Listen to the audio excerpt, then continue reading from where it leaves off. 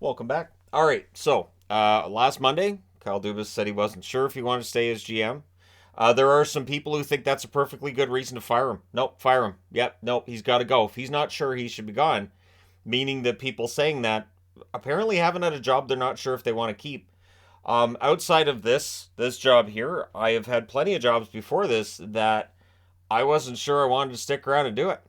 And if you'd asked me on any given day, so do you want to work here tomorrow? My answer would have been, I mean, I got to pay the bills.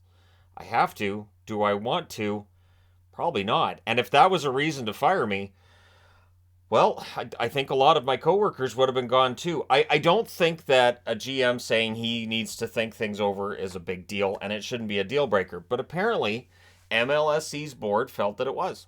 And so it brings up the question again about good ownership and good management and all of this. And I thought now's a good time to do a video on this because we always talk about owners, and owners, of course, are going to be discussed when it comes to Ottawa when they reveal their new owner this week.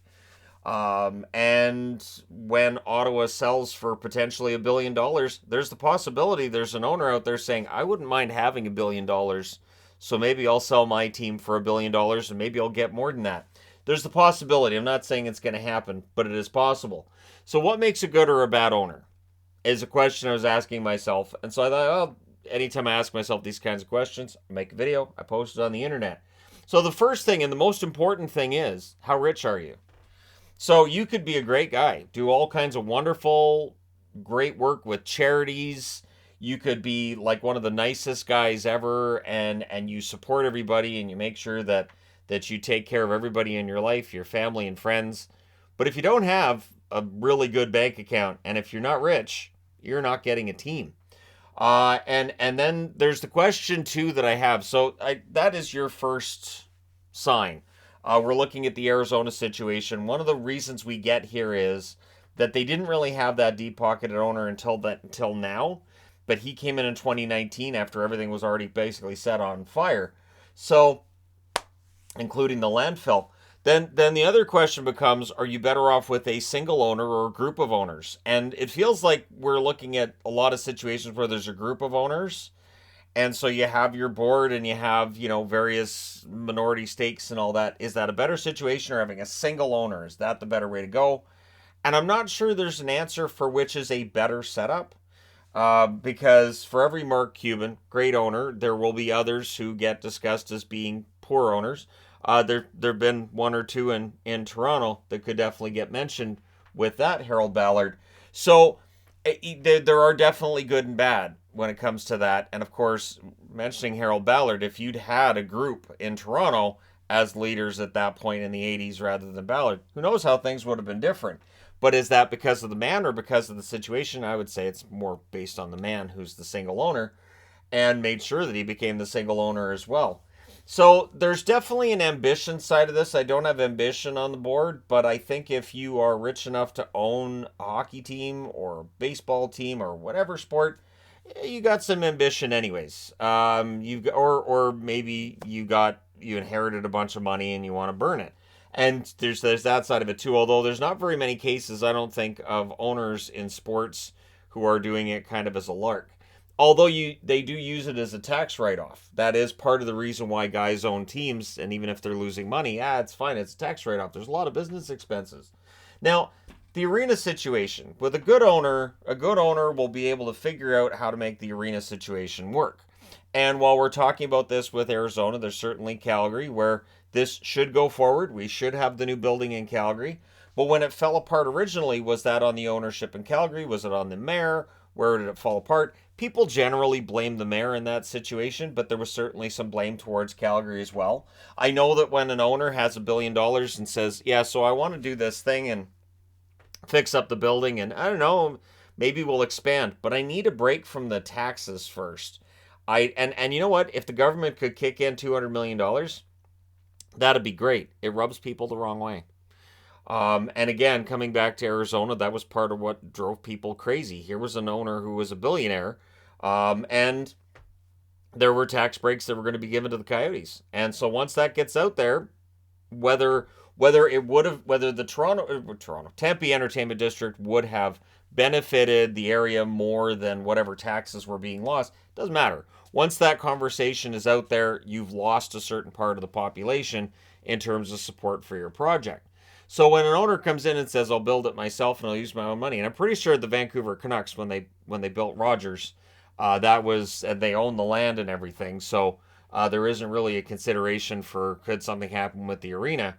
In the event that Vancouver wanted to fix and replace the arena, I would think they would do it, but it's a pretty good arena. It's in a sweet area. That's one you could just renovate if they decide to make any upgrades to it. And that brings me to the next topic of cheap. Now, cheap is a few things. First off, it can go back to the arena situation of, well, I need a new arena, but I don't want to pay to build one. Being rich doesn't necessarily mean that you're generous. It really doesn't. Doesn't mean you're a nice person either. Being rich just means you have a lot of money. And so it is quite possible that you could have $1 billion burning a hole in your pocket, and somebody says, "Hey, so it's going to cost us about $10,000 to fix this part of the building," and the owner goes, "That seems like a lot of money for that.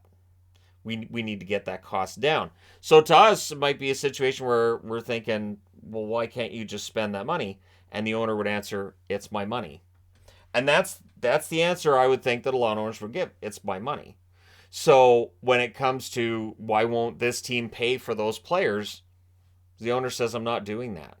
There's been discussions with Vancouver. Why doesn't Vancouver do buyouts? And the rumor has been Francesco Aquilini doesn't want to spend money on the buyouts. He feels like, hey, if there's a bad contract, that's on you guys. Fix it. I don't want to bail out those bad contracts. I don't want to spend all that money up front for these players and then pay more money so that I'm buying out these players so you can go out and spend more money on new players. Again, it all comes from Aquilini, and whether we agree or disagree, he's the owner. He has the right to say, "I'm not doing that," and then people underneath him have to figure out a way to make that work. And so to us on the outside, we might say, "Well, that's being cheap." To others, they're saying, "No, that's good business. He shouldn't be buying out the bad contracts that people beneath him have brought in. If anything, that could put some pressure on the guys who have those contracts, not the players, but I mean the GM, assistant GM, whoever else was involved in that process, where it ends up reflecting on them. A team's underperforming. Why am I buying out these players? Why did they get signed for that then?" And it's going to come back on them, right? So on the outside, we go, "Well, he's cheap," and on the reality may very well be he's just looking at it from a business perspective and saying that doesn't make any sense. And then there's the emotional side of it. So coming back to Mark Cuban, guy loves the Dallas Mavericks, right? And he's courtside and he's seemingly very accessible. I've never seen anything where he's not been like a really decent, accessible guy.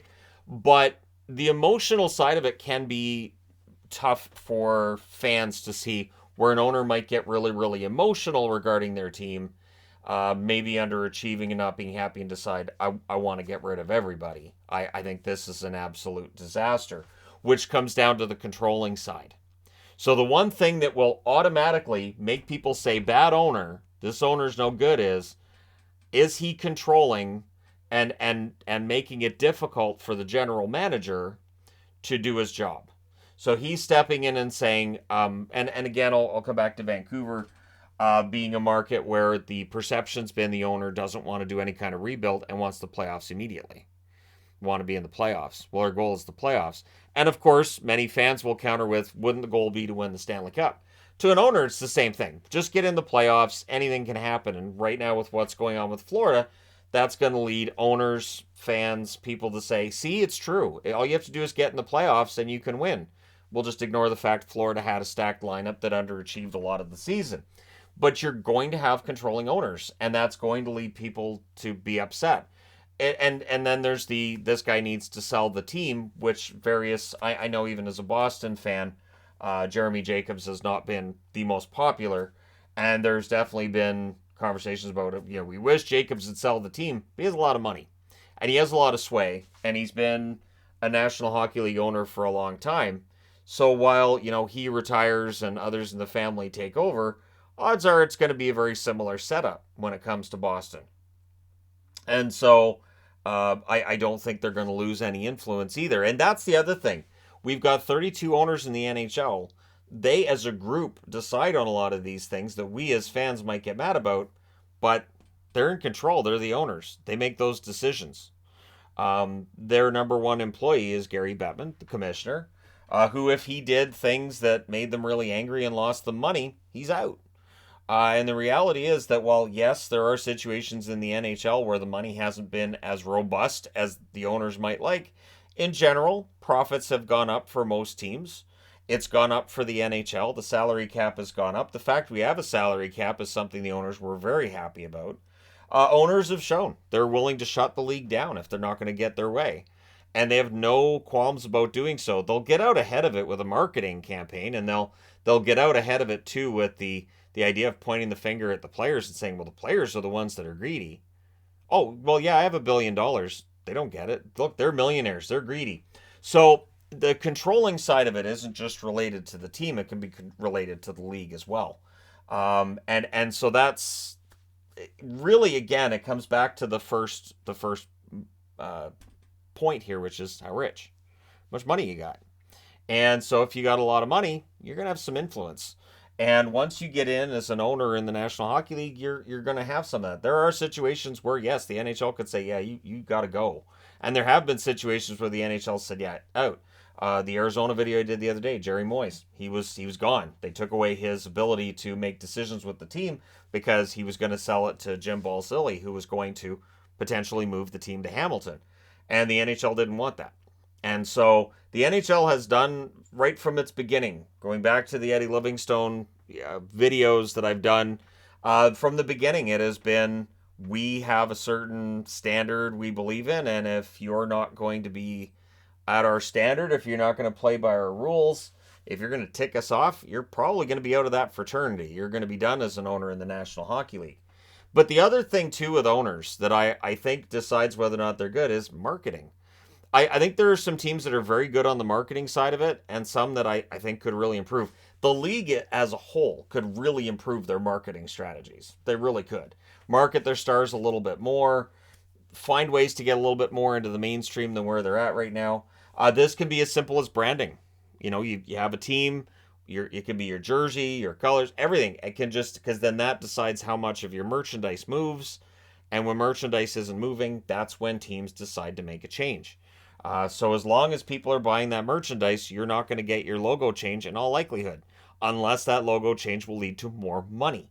So an owner's not going to say, "Well, I'm gonna do a branding change because the fans are, seemingly clamoring for it," unless they feel like they can make more money. That's why that's always been my theory as to why we do see changes with jerseys and looks frequently in the National Hockey League and in other sports as well. It's a money thing. I think we understand that.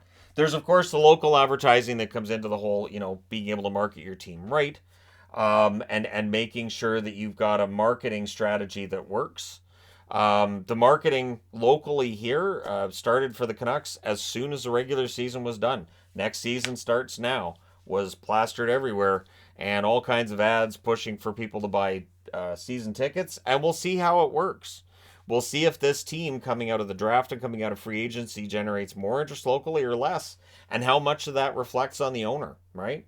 And then it's about a strong media presence. And I think that now if you're running a team, it's not just about paying the paychecks for your management and your players. And I don't think it's just about the building. Now you have to keep an eye on all the social media accounts. You have to keep an eye on what's going on online with various items that maybe owners 30 years ago wouldn't have had to worry about. I think it's a lot more complicated than it used to be. And I think that there are some owners that navigate it really well and some that don't. I think it favors younger owners, definitely, when it comes to some of the technological things and some of the various things have changed over the years. So it might be more difficult for an older owner, but if you have a good staff underneath you, and if you're not too cheap and you're willing to pay for that good staff, you'll probably be okay. So I guess the question that I would ask for people watching this, and again, I'm wearing an NHL hat, but this could work for any sport. What makes a good owner? What makes for a good owner? When an owner steps in and says, I think that player isn't any good, publicly, is that a bad thing? Like Dallas. Dallas had that with Sagan and Ben. When one of the owners for Dallas came out and said, yeah, they're not playing up to their contract. Should an owner come out and do that? Or should an owner just pay the paychecks, be quiet, and just stay in the background? Because there's some who feel that way as well. I will say this, owners who spend hundreds of $1 millions to own a team, I think they have a right in having some say over the product on the ice, the direction the team's headed, for right or for wrong. Because there are definitely going to be some owners that are maybe delusional and think things are a little more rosy than they really are. Maybe think it's a little easier than it really is to improve a sports team. But every owner's different. Let me know what you think makes for a good owner, and who do you think's the best owner in sports? Is the Pittsburgh Steelers the best run organization in all of sports? That kind of thing. And how much does a good organization reflect well on an owner, and a bad organization reflect badly on the owner? Let me know your thoughts on that in the comment section below, as always. Don't forget to hit like and subscribe if you're browsing your way through. You just happened upon this video. Thank you guys so much for watching, for all your support. I will talk to you again soon.